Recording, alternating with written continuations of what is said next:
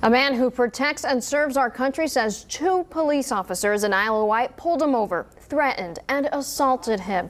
And there's video of the entire encounter. Good evening, I'm Adriana de Alba. Janet has the night off. And I'm David Allen. The Army's second lieutenant filed a lawsuit against the 2 Windsor police officers involved. Allie Weatherton talked to the man's lawyer and has the video. Open the door slowly and step out. This police body camera video is now part of a lawsuit. I'm honestly afraid to get out. Can I? Yeah, you should be. Get out. It shows Karan Nazario, an Army second lieutenant in uniform, getting stopped by police. It happened in Windsor, Virginia, back in December. Whoa, hold on. Daniel. What's going on? Hold on.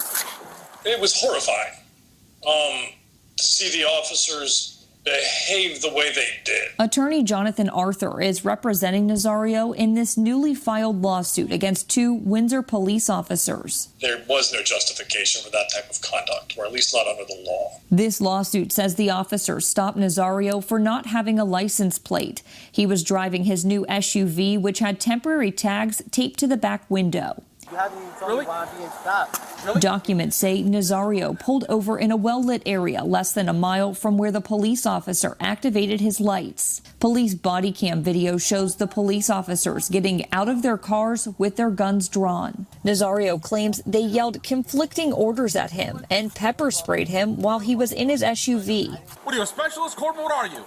I'm a lieutenant. Lieutenant, get out of the car. Once he was out of the car, Nazario said the police officers hit, handcuffed, and interrogated him. Why am I being treated like this? Because Why? you're not cooperating. Get on the ground.